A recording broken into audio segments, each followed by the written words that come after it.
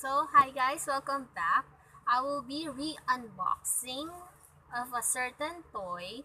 Re-unboxing because I've opened this one before because super excited ako makita siya on what's inside. I forgot to take video, so let's check it out. So this is actually a Voltes 5 40th anniversary.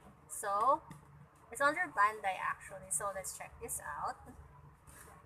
So this toy, this is a collector's edition yata, I'm not sure. But this actually toy is a gift. So, alam niyo na kung sino sponsor. So, yes, this is actually a gift from a certain person. So, syempre, sino pa ba?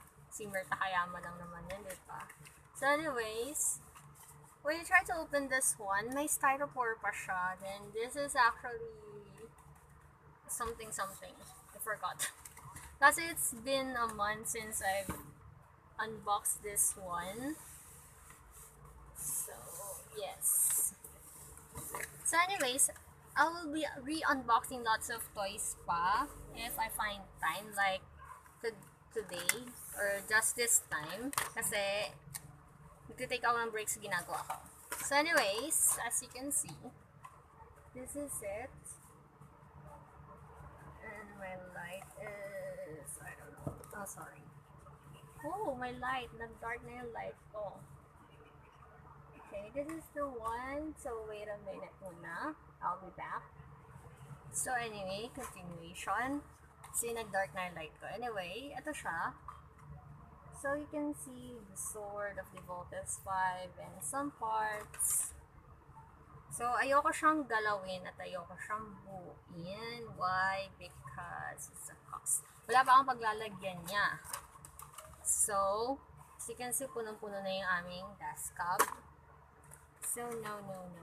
So, tinatabi lang siya na naka-box. Then, you can see, I'm not sure if this is the manual. So, let's try to open this one. Ito, hindi ko pa talaga ito nabuksan. So, yes. So, yes lang. So, oh yes, this is the manual. So, nakabalot din pati yung manual. You can see how you will build it. Though, most likely, pagkakabit-kabitin mo na lang siya, wala ka nang na-marks na alisin, na ayusin, kukudayan or so.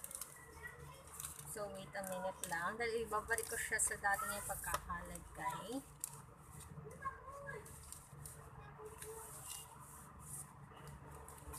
So, okay.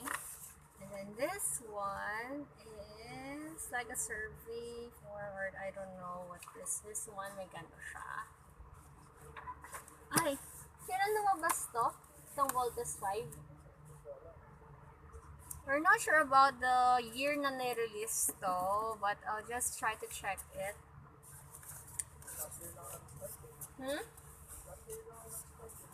Oh. 2 years ago. So yes, this is what's inside. Oh, Voltes 5 XX. Okay. So you can see this one. I don't know how does it go. So I guess you have to build it na isa-isahin siya para ma-figure out mo. But I'm not really doing that. So yes, ano pa ba? Ano ba nasa ilalim nito? Okay. I'll just try to show you the legs or the lower or the bottom part. Okay, mabigat siya. Siguro metal build to. Metal build to, diba? Metal build. Oo daw. So yes. Maganda sa plastic. Pero huwag kong papakialamanan. So yes. So yun siya. Maganda naman yung tsura niya. Ayun, maganda talaga. Maganda naman. Why? May na-expect ka pa ba? So anyways. Oh. It's kind of movable yung isang side, but isa medyo matigas. So, yung malikutin mo, masira ko. May iiyak ko, nasira ko. Ano pa bang gusto niyo makita? Kada parts? Okay. Okay, kami na ko. Ito yung shoes niya, which is, yeah, functional yung wheels ng shoes. Umaandar siya. Hindi, joke lang. I mean, nag-roll siya.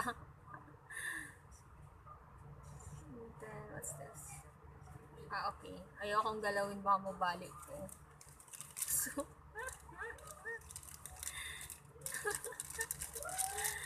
pag nabalik ko to, yari. Yari si mama. Kay papa. Okay. Now, next, let's check yung parang yo-yo niya to, or yung parang top spin na, oh,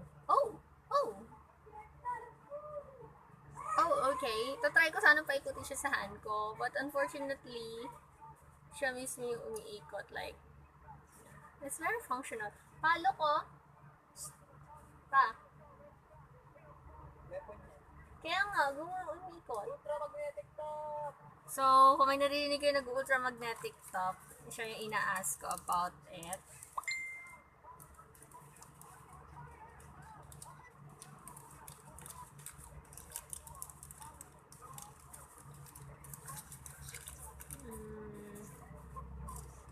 Okay, maybe let's try this one instead.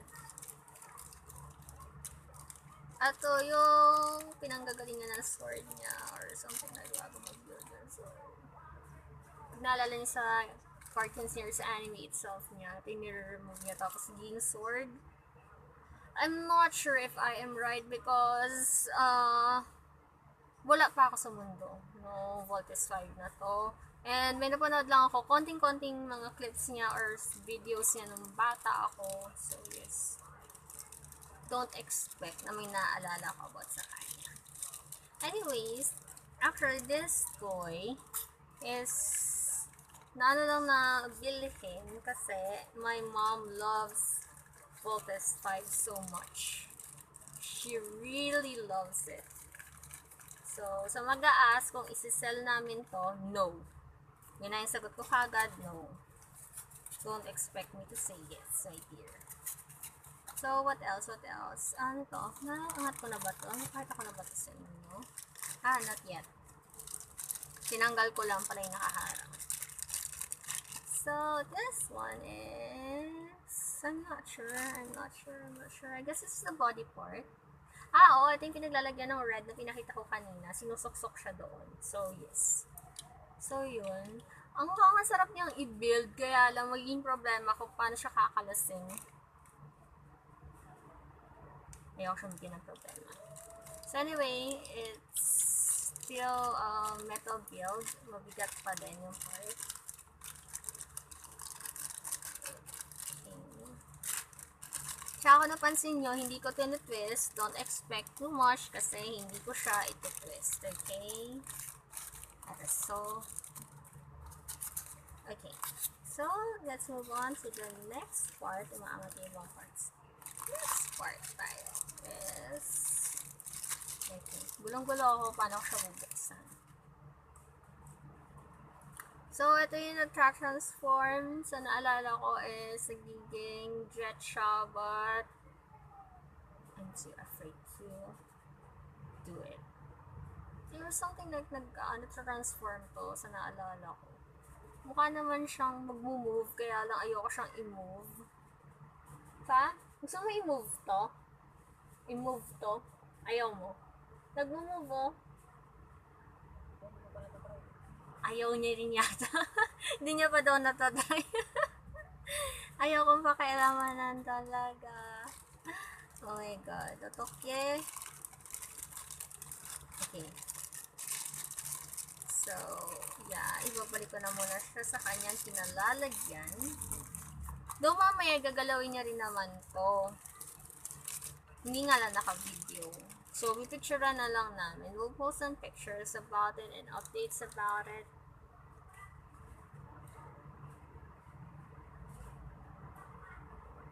Ayoko talaga i-try. Gustong-gusto ko pa man din. Pero ayan o, as you can see, nag-move siya. Nakaka-tempt siyang i-move. Oh my god. Ayoko baka masira ako sa video. Wait lang. Mas takot ako mapagalitan. Kahit gift niya sa akin to. Kahit official, this is mine. So, no. So, anyway, this is a video about unboxing a Voltes 5 40th edition. So, if makaka-order pa kayo or makakahanap pa kayo, go. You should get one. I'm not sure about the price and how much is this one, pero pwede kayo mag-order. I'm not sure. Maybe message him, Mir Takayama, if where did he got this certain Voltes 5. Mamaya ko nisusole after na video. Voltes 5. This is the front box. And this is the back.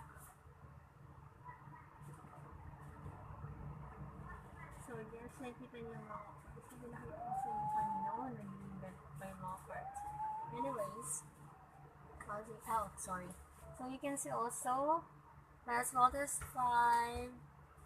I'm sorry. It's GX31V 40th anniversary Voltes 5. So, yun din yung nakalagay sa bottom. Then, sa side, sa itsura niya. So, guys, for me, sulit siya. Sulit siya as you want to collect this one. It's very sulit. Okay? So, try to collect one na. So, anyways, that will be all for tonight or for today. I'll see you on my next unboxing video or unpacking video, but I'm done with my unpacking. So, let's try to see if I will unbox or re-unbox another toy or some costly stuffs, or I'm not sure. So, yes. So, anyways, that will be all for now. Bye!